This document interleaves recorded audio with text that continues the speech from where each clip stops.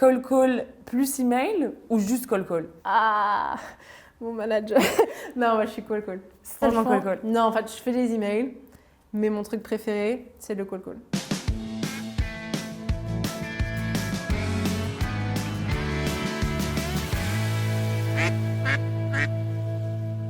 Bonjour et bienvenue dans On The Hunt, le podcast où chaque call call et chaque épisode vous rapproche un petit peu plus près du succès. Je m'appelle Clémence Soiry et aujourd'hui je suis très heureuse de recevoir Elsa Alami. Bienvenue Elsa. Merci Clémence. Pour commencer, j'aimerais un peu que tu me parles de ce que tu fais aujourd'hui et aussi comment est-ce que tu es arrivée à ce métier de SDR. Donc là aujourd'hui, je suis senior mid-market SDR donc pour Cognizum et je vais m'occuper de tous les secteurs type ESN, enfin principalement honnêtement ESN. Et donc du coup en arrivant chez Cognizum, pour toi c'était la première fois que tu décrochais le téléphone? Donc ouais, c'était vraiment la première fois que j'appelais quelqu'un pour, on va dire, en business. Et du coup, j'avais vraiment cette image un peu de B2C, où les gars de Free et compagnie, des compagnies téléphoniques qui appellent pour essayer de me vendre des trucs dont j'ai aucun intérêt. Donc c'est vrai qu'il y avait pas mal cette image. Je pense qu'il y a cette image pour beaucoup de personnes aussi. Et donc c'était moi un peu de déconstruire ça et me faire moi-même ma propre impression de qu'est-ce que c'est vraiment le call call pour moi au final. Mais les tout premiers call call, comment tu les as ressentis? Oh, franchement, moi, je les ai mal vécus. Hein. Je sentais mon cœur qui était en train de battre. J'avais cette anxiété avant de prendre le téléphone parce que la théorie, c'est une chose. Hein. On nous forme avant, bien sûr. Mais c'est juste, je ne m'attendais pas à le faire aussi rapidement. Et je me suis dit, mais est-ce que ça va être toujours comme ça? Est-ce que je vais toujours avoir cette anxiété avant de prendre le téléphone? Et au final, non, ça part avec l'expérience. Donc si vous êtes un nouveau SDR et que vous avez votre cœur qui bat à 100 à l'heure, ne vous inquiétez pas, il va se détendre. Ouais, exactement. Et c'est vrai que je cherchais aussi un peu, autour de moi comment les gens se sentaient. Et je sais pas, il y avait pas grand monde qui me disait, ouais, moi au début j'étais vraiment hyper anxieuse. C'était un peu tout le monde était en mode, ah, c'était ok. Et je me suis dit, ah ouais, ok. Donc je vais juste être comme ça tout le temps. Quoi. Est-ce qu'il ne manque pas un peu? Ou est-ce que tu oublies pas un peu les traumas que tu as vécus et tu te concentres sur le meilleur? Ouais, je pense que les gens mentent, ouais, bien sûr. Ils te veulent du mal. Et aujourd'hui, comment est-ce que tu arrives à identifier les bonnes personnes à appeler les bons décideurs? Ouais. De toute façon, nous on est plutôt libre dans notre manière de choisir des comptes. On va pas avoir quelqu'un qui nous donne une liste de 100 comptes. Moi mes critères ça va être déjà un peu faut que je regarde dans le compte à peu près s'il y a des gens qui sont intéressants à appeler en fonction de moi, les personnes que je target. Donc type directeur commercial et tout ça, il faut que je regarde si déjà il y a cette donnée. Et après en fonction de comment l'entreprise est organisée, qu'est-ce qu'elle fait, c'est quoi son cœur de métier. Avant j'avais une approche où j'essayais vraiment d'avoir un max d'informations avant d'appeler quelqu'un et qui je pense est un peu routé dans tout ce qui est anxiété, etc. Juste on veut en savoir le max. Et au final, avec l'expérience, je me rends compte que c'est pas forcément la meilleure utilité de mon temps parce que c'est assez probable que je fasse toutes ces recherches pour que la personne ne réponde même pas au téléphone. Donc j'ai juste perdu 10 minutes sur un contact alors que j'en ai 50 à appeler. Donc je préfère un peu y aller en me faisant un peu plus confiance, en me disant que peu importe ce que la personne va dire, j'ai ce qu'il faut pour essayer de creuser plus loin ou essayer de gérer l'objection. Et je trouve que c'est une approche qui a plus fonctionné pour moi. Ok. Aujourd'hui versus avant, comment tu gères les objections? Comment tu arrives à y répondre? Ouais, je pense qu'avant, je pense que je me braquais un peu plus ou j'essayais peut-être un peu de trouver, pas forcément de creuser qu'est-ce que la personne voulait dire par là. Et là, j'ai une approche où j'essaie bien plus de comprendre. Et plus je me place en consultant un peu en mode ok c'est cool, tu peux m'en dire plus et des trucs comme ça et comprendre vraiment au final comment leur structure est organisée autour de on va dire des outils qu'ils utilisent déjà ou juste de comment ils prospectent en général. Et donc ça me donne beaucoup plus d'informations qu'au final même si c'est vrai que au lieu de pousser de ouf pour un meeting, je vais avoir toutes ces informations là. Et une fois que j'aurai bien compris, et si, supposons, des fois c'est vrai que c'est pas forcément le bon moment pour tout le monde, je sais que dans un mois ou deux, j'aurai les armes pour y retourner. Et j'ai récupéré pas mal de meetings de cette façon. Quoi. Avec l'intro de je vous ai appelé il y a un mois, c'était pas le bon moment. Ouais, ça j'adore le faire. Même ça, je le fais aussi quand j'ai pas des discussions de ouf avec les gens, mais des fois j'appelle quelqu'un, il m'envoie un peu ils m'envoient un peu quoi. Et c'est vrai que je peux les rappeler 2-3 semaines après. Je leur dis ouais, on a eu une conversation, vous vous souvenez pas de moi, etc. Et en général non. Et du coup, je leur dis juste, je suis un peu évasive. Je dis on a eu une conversation sur tel et tel sujet, pardon, ce qui est vrai. Mais juste on n'est pas allé très loin dans la conversation quoi. Et ils s'en rappellent pas. Et en général, bah, du coup, ils sont bien plus ouverts à m'entendre que que la dernière fois, de toute évidence. Comment est-ce que tu arrives quand même à garder un état d'esprit positif et toujours rester en recherche du plus et du décrochage de rendez-vous? Non, clairement, je pense que c'est une question de mindset et de confiance en soi parce que si moi je le regarde, c'est vrai que je vais me dire ok, j'ai mon chiffre que je dois faire. Moi, je pars de la certitude que je sais que je vais faire ce chiffre. Enfin, quoi qu'il arrive, dans ma tête, je serai à ce chiffre et bien plus. Donc du coup, cette personne, je le vois pas comme dans ma tête comme un obstacle. C'est juste, voilà, j'ai cette liste et donc du coup, bah, toi, tu es juste une personne parmi tant d'autres que je devais appeler. Donc ça me permet juste de pas rester buté sur une personne. Je me dis pas, toi, tu es la personne qui va faire ou pas mon chiffre. Je dis, c'est juste, non, bah, tu es un élément qui peut faire en sorte que je fasse mon chiffre. Donc du coup, je dédramatise un peu chaque appel. Et vu que j'ai cette certitude que je sais que je ferai ce chiffre, je me prends moins la tête sur des petits trucs un peu futiles comme ça. Après aussi, un truc que je me disais avant de faire l'appel, c'était aussi, pour un peu dédramatiser, je me dis, si j'avais peur que la personne soit méchante, je me dis, mais ok, mais si cette personne-là, c'est genre la plus gentille au monde. Enfin, parce qu'à un moment, je sais pas, moi je veux juste la tête sur LinkedIn ou le nom. J'ai aucune idée de si c'est une personne, enfin si elle est gentille ou méchante. Je me dis, mais bon, imagine, j'ai la meilleure conversation de ma vie avec cette personne-là.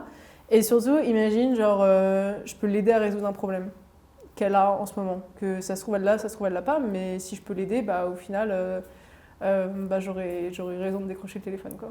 Elle a tout gagné et toi aussi. Voilà, donc osons le faire. Clairement. Et tu parlais un peu de choper des inspirations et des techniques de la part d'autres personnes. Est-ce que toi-même, tu as réussi un peu à personnaliser tes appels pour vraiment sortir du lot? Moi, mon approche, en fait, c'est de vraiment faire en sorte que le prospect me parle de lui le plus vite possible. Parce que j'ai pas toujours le temps et même je te dis, j'essaye un peu de rester en dehors de cette hyper personnalisation, c'est bien, mais c'est vrai que c'est quelque chose qui prend du temps à faire, que tu vas pas forcément faire pour tout le monde. Et du coup, donc quand tu es sur un peu du volume, enfin, je vais pas dire qualité, tu vois, mais plus volume de masse, ce qui est pas mal, c'est que la personne parle le plus vite d'elle parce qu'elle va avoir une meilleure prise de position et en mode les gens adorent parler d'eux. Donc forcément, tu vas être dans ce cadre où la personne va être plus ouverte que si, en fait, toi, tu lui parles de toi direct et que tu es là et que tu balances tout sur ton produit alors qu'il s'en fout, quoi. Est-ce que tu as des conseils que tu donnerais à des personnes qui commencent, des SDR qui commencent? Ouais, je pense carrément. Je pense que déjà, numéro 1, c'est l'anxiété qu'on a au début, elle finit par partir avec l'expérience. Je pense un truc qui est aussi hyper important en numéro 2, que quand on a eu des nouveaux SDR, c'est vraiment là-dessus que j'ai insisté, c'est qu'il faut apprendre à être confortable avec le silence, il faut apprendre à faire des pauses, et qui sont pas, souvent on a l'impression que c'est gênant de rien dire, etc. Mais au final, c'est plus un synonyme de confiance, et on permet en fait au prospect de nous en dire même plus, parce que lui, de l'autre côté, c'est vrai qu'un silence, lui aussi, il peut l'interpréter comme une gêne, et il va juste continuer à parler.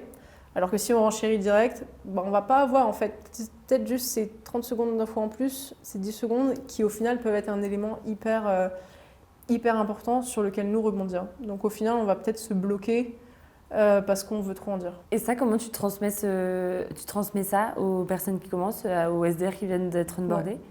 Ça passe beaucoup par écouter ses propres appels. Donc on a des sessions en fait où on va passer un appel. Alors c'est pas confortable, hein. C'est surtout quand c'est pas un appel, le meilleur appel de la journée, quoi.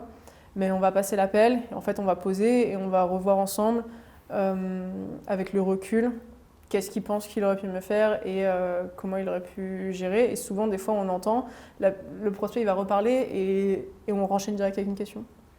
Et c'est un peu ça qu'on essaie de voir dans ce cas-là. Pour la pause, c'est un peu des trucs comme ça qu'on va essayer de trouver.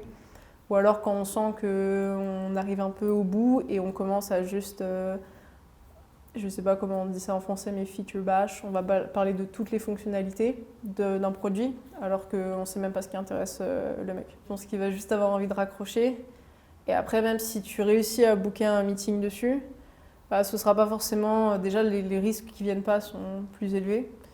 Et surtout, ouais, ce ne sera pas forcément le meeting le plus intéressant. Tu ne vas pas avoir beaucoup de notes à donner à ton commercial, enfin à ton account exécutive. La relation aujourd'hui que vous avez entre SDR et account exécutif, comment ça fonctionne? Est-ce que vous vous apportez vraiment mutuellement des choses ou vous bossez chacun de votre côté? Non, parce qu'on marche vraiment en équipe et c'est un peu, on leur donne à manger et des fois ils nous donnent à manger quoi. C'est un peu, on se nourrit mutuellement, je sais pas comment. C'est une très belle métaphore. C'est ça, voilà, on se nourrit mutuellement et en fait eux ils ont un intérêt à ce qu'on soit les meilleurs SDR possibles, donc ils vont prendre du temps avec nous et ils vont nous aider sur certains points parce que c'est vrai que pour eux après ça leur fait, enfin ils auront les meilleurs meetings possibles.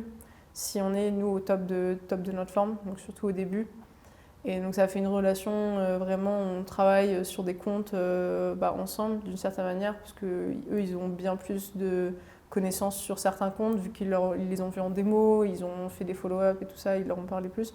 Donc nous, c'est de l'information qui est intéressante pour nous, surtout quand ça fait 1 an qu'on rattaque le compte, si on n'a pas envie d'y retourner à froid. Est-ce que tu aurais des success stories, un peu une success story à nous partager de ton parcours en tant que sales? Non, carrément. Bah écoute, j'ai un peu l'histoire de quand j'ai commencé en fait à Cognizum. Donc voilà, premier travail de vraiment SDR. Et en fait, mai, c'était un mois qui était un peu compliqué parce qu'il y avait pas mal de personnes qui étaient parties en congé, pas mal de prospects. Donc ça répondait pas forcément de ouf. Et en fait... on devait quand même faire une target, on avait quand même une target à faire. Et je sentais que je bookais des choses, mais tout se décalait. Enfin, au fur et à mesure, ça passait sur juin. Je commençais à avoir un petit peu du mal à faire ma target. J'étais en stress parce que c'était la première, j'ai pas envie de la louper. En plus, avant que j'arrive, même encore maintenant, on n'avait jamais loupé une target. Donc on est toujours, tout le monde de mon équipe a toujours fait sa target. Donc t'as pas envie d'être le premier. T'as clairement pas envie. Donc j'étais vraiment hyper stressée. J'ai terminé à 100% au mois de mai. Mais après, par contre, juin, vu que tout s'est décalé, j'ai fait la target du mois en 1 semaine. Et j'ai vraiment tout déchiré. Et donc je suis plutôt contente d'avoir utilisé tout ce bump de stress pour au final avoir un juin qui était vraiment incroyable. Et c'est assez intéressant en fait. Ça m'a appris qu'en France, t'as pas mal d'un mois à l'autre, voilà, des fois c'est un petit peu différent. Si on parle du mois d'août, le premier mois, qu'est-ce que c'était Franchement, ouais, c'était rude. On était à honnêtement plus d'une centaine d'appels par jour. Et tous les gens, c'était « ouais, je suis en vacances, me rappelez pas, pourquoi vous m'appelez ?» tous les trucs comme ça. Donc honnêtement, pareil, on a fait la target d'août, mais on est vraiment allé la chercher celle-là. Et je suis quand même contente d'avoir eu cette expérience. Je sais que si je refais un mois d'août encore, je ne serai pas du tout sur la même longueur d'onde parce que je ne gérerai pas les objections pareilles du tout. Mais c'était hyper formateur d'avoir eu un mois difficile comme ça à ce point-là. Et après, ce qui était top, c'est grâce à ces mois qu'au final était difficile, mais où j'ai mis beaucoup plus d'efforts. Je suis allée chercher le SDR du quarter que j'ai volé à Arthur, qui était jusqu'à présent celui qu'il avait toujours. Donc, petite fierté de ce côté-là. Bravo. On est face à une SDR du quarter. J'espère que vous comprenez voilà. À quel point c'est impressionnant. Bravo à toi. Merci. Et j'aime bien la partie où tu mentionnes que là, les prochains mois difficiles auxquels tu feras face, parce que en France, souvent le mois d'août, même mai, avec les ponts, c'est des mois qui sont très difficiles. Tu ne l'aborderas pas de la même manière. Pour toi, quel est l'état d'esprit et la manière d'aborder des mois où tu sais que ça ne va pas être facile, quoi? Des mois où on sait que ça va pas être facile, il y en a plusieurs en France. Je pense que c'est vraiment avoir le mindset volume, donc déjà être à l'avance préparé qu'il va devoir falloir faire plus de volume, donc bien préparer ses listes à l'avance déjà. Utiliser aussi, on a pas mal pour les follow-up aussi, souvent si on utilise les emails, ça donne des assez bonnes indications de quand une personne clé va revenir. Parce qu'on va avoir un retour de mail, oh, je suis pas là jusqu'au tatata. Donc du coup, ça c'est une bonne information et il faut vraiment la noter et faire un follow-up adéquat à ce moment-là. Et après aussi au niveau des objections, souvent il y a pas mal de personnes, il y a quand même des gens qui restent en fait pour tenir le fort. Et en fait, ces personnes-là, elles vont quand même avoir globalement moins de pression parce qu'on sait bien qu'en août, voilà quoi, si on reste, on va pas faire grand-chose, il n'y a rien qui se passe. Donc du coup, c'est savoir quand pousser avec les bonnes personnes et savoir quand une personne va un peu vouloir nous mentir et dire en mode non, je suis occupée et tout, alors que c'est pas forcément le cas. Donc je pense qu'avec le recul, ça on le sent bien plus. Donc ce serait ça les éléments différenciateurs. Ok, super intéressant, merci. Ok, j'ai une dernière question pour toi. Est-ce que toi, l'intelligence artificielle, la sales intelligence, toutes ces intent data, ça a eu des impacts sur ta manière de prospecter? Non, clairement. Ça a surtout un impact en termes d'efficacité. Après, dans le sens où là, si je vois comment je prospecte avec Winism, ça va être pas mal de... Moi, j'adore faire des listes, j'adore utiliser tout ce qui est filtre et tout pour aller chercher vraiment les bonnes personnes. Et après, ça me fait des listes et j'utilise ça et j'ai pas besoin de me reprendre la tête en fait dans la semaine. Donc ça, pour efficacité, je dirais point numéro 1, parce qu'ils nous ont fait prospecter au début, un peu comme quelqu'un de classique, donc juste avec LinkedIn, juste pour vraiment qu'on comprenne un peu la réalité du marché au final, que tout le monde n'a pas forcément un outil comme le nôtre. Et donc, je vois la différence. Je vois la différence, je suis bien plus efficace. Et un autre truc que j'aime bien aussi, j'avoue que j'aime bien utiliser ChatGPT. Franchement, moi, ma bête noire, c'est des fois, ça va être les emails. En fait, je vais écrire un truc, un draft un peu dégueu, quoi. Et après, je vais lui donner et il va me refaire un truc un peu plus organisé, plus truc, ou sinon les fautes. Alors franchement, je fais pas attention. Entre quand on écrit en anglais, quand on écrit en français, je suis un peu une salade de tout le truc. Et du coup, la grammaire et compagnie, il faut pas me demander. Donc ça va m'aider pas mal là-dessus. ChatGPT est là pour ça. Exactement. Exactement, c'est plutôt pas mal. Surtout, ce qu'il faut retenir, c'est le pire mail, ça va être celui qu'on n'envoie pas.